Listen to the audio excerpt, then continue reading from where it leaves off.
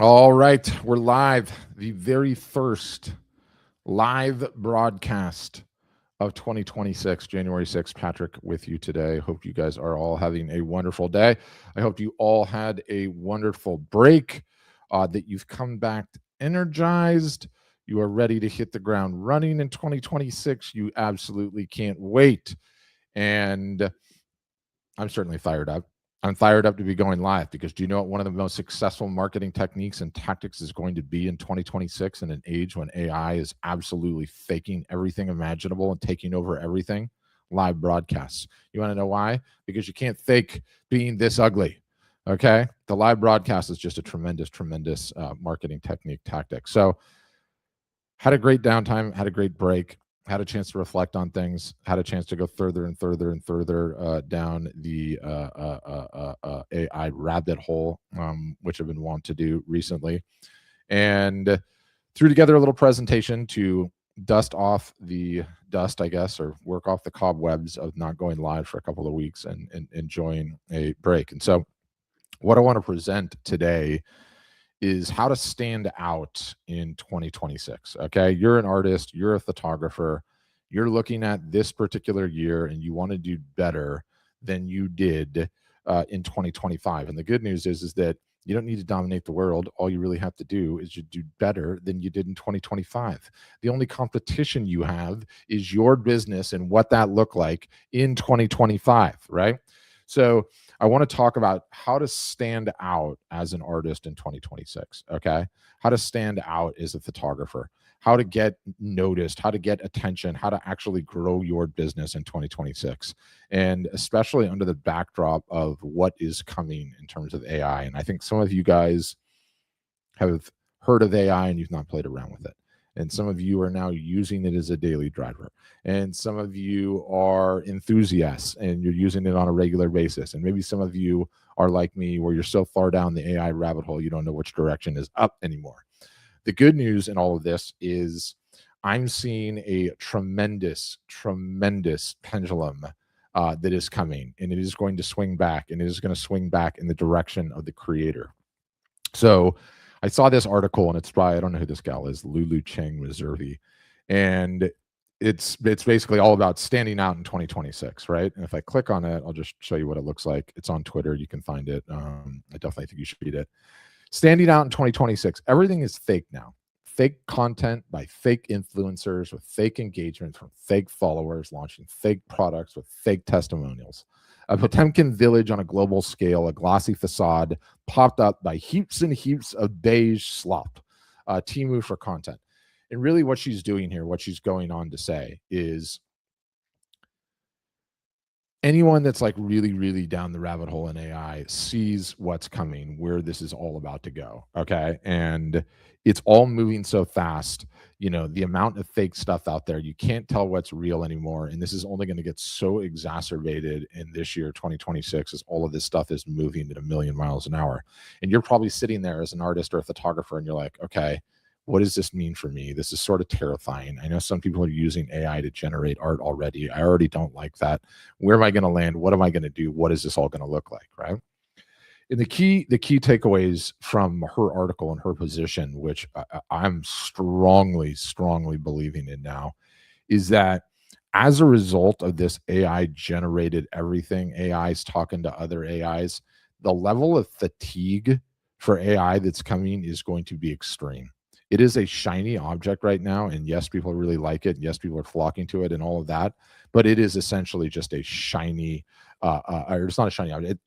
The fatigue that is coming is going to be insane. Okay. If you put in real effort to create beautiful, durable things with zero tolerance for slop, you're going to win. If you show real evidence for real outcomes, not these flashy claims, you're going to win. Design real world events that outlast cheap impressions. Show up as real humans with real flaws, not ultra polished AI personas. And live broadcasts can't be faked, right? It's authenticity that you cannot manufacture. Form real relationships. Real narratives take 6 to 8 months to build. And there were a ton of comments on this particular post. And it's like, yes, podcasts are doing well because humans know that written text is easily produced and faked. but podcasts feel real because you see the real person, right? And even more so with live shows. And it's why memes shared by like really powerful people is working so well. And by the way, like when I say that this is getting out of control, AI is getting out of control, you know, Chavez or whatever this guy's name is, Maduro was arrested what, like, you know, 48 hours ago. And you know, he's in the same jail cell or the same jail institution as Puff Daddy, P. Diddy, right? And they're already making things that look like this. It's like it's absolutely staggering to me how good the AI is going to get. No one has any idea how crazy this is going to be in 2026, how literally out of control this is going to be. Like everything can be faked, anything can be duplicated.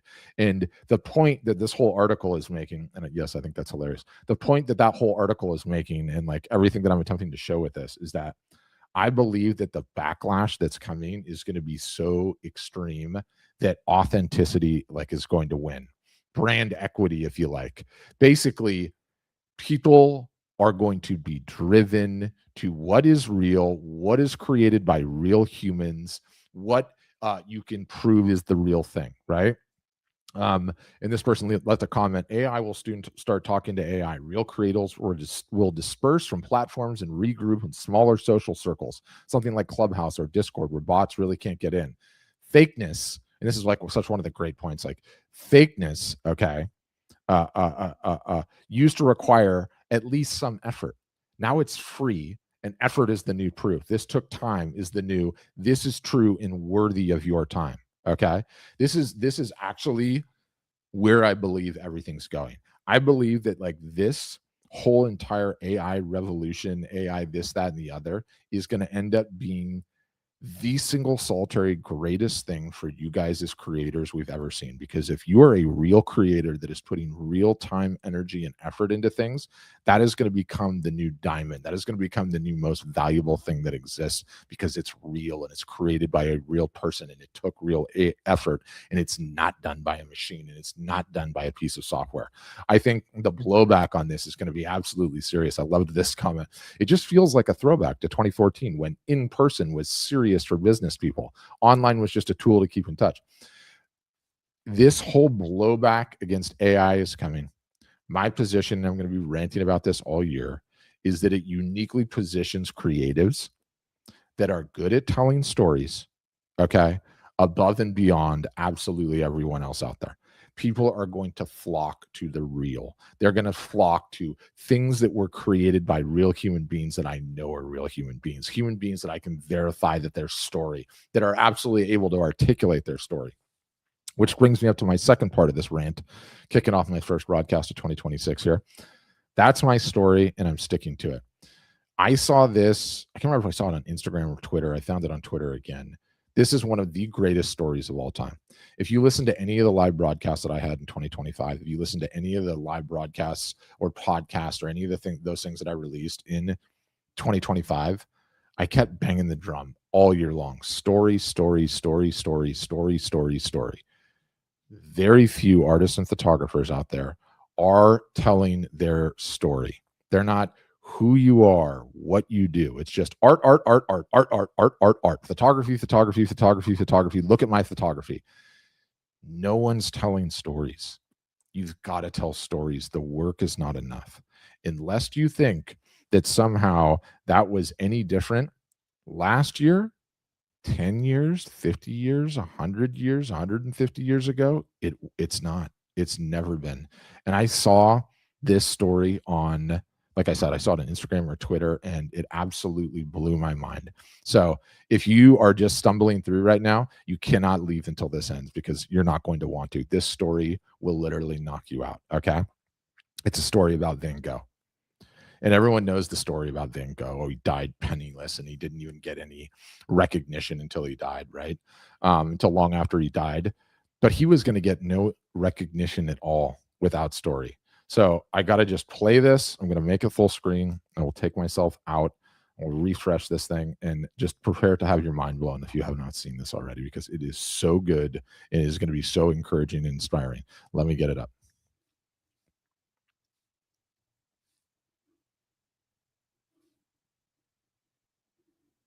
Hold on, I'll restart.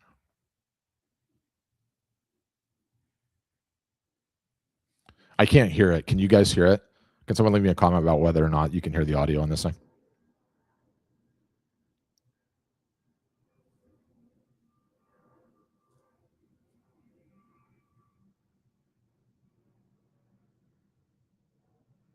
No. Okay, Jennifer Watson already saying no. I gotta figure out my hack. I'm gonna get this to work. Just bear with me. It's gonna take me a second. Oh, come on. You have to play. This is so good.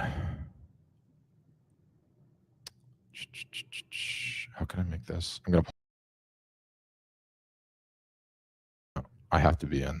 That's how it works. I get it. All right, let's see if this will work now. Why are you not playing?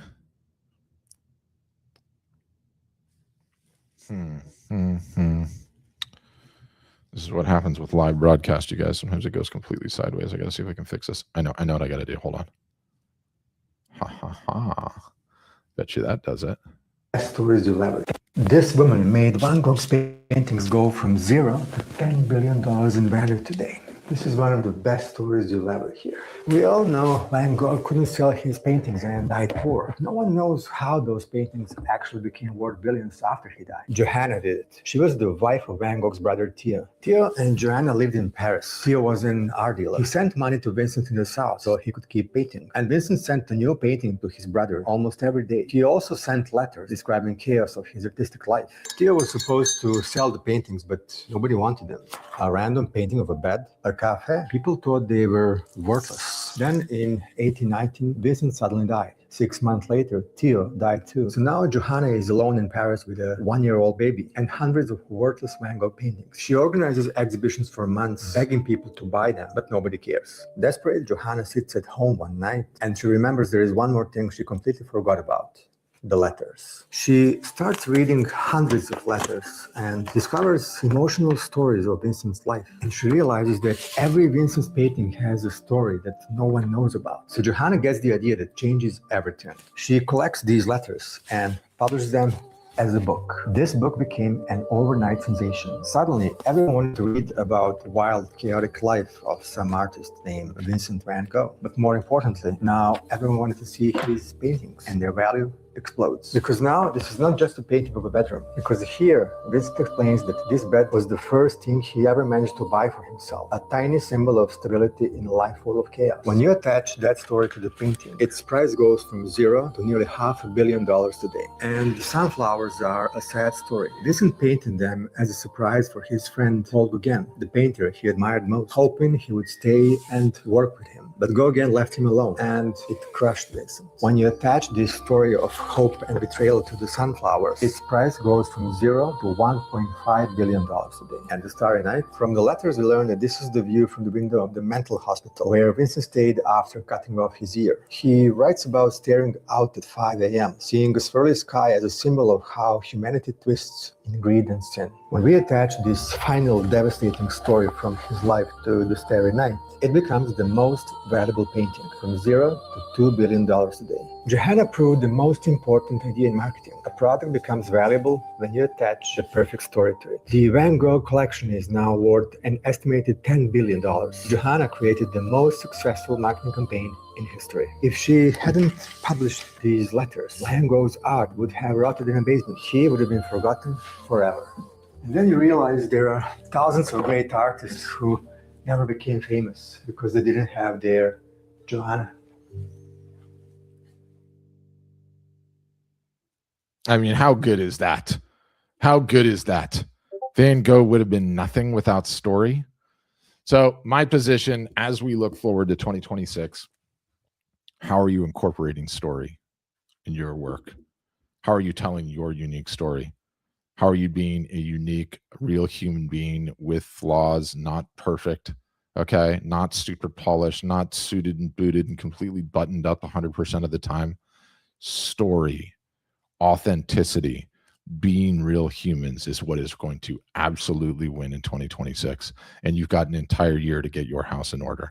You've got an entire year to contemplate how you're going to start giving a little bit bigger of a window into the world of who you guys are as creators, who you guys are as artists, not just my art, my art, my art, my process, my process, my process, my art. If Vincent van Gogh didn't have story, no one would know who he is. No one would have seen his art. That is a profundity. That is an absolute profundity. Look forward to coming with quite a few more live broadcasts in 2026. Can't wait to introduce and tease and get into a bunch of new features that we're going to release on both sides of the house at Art Storefronts and Art Helper. And I really, really hope that you guys all end up turning 26 into a year where you beat your 25, you beat your 24, and you beat your 23. Thanks for watching. And as always, have a great day.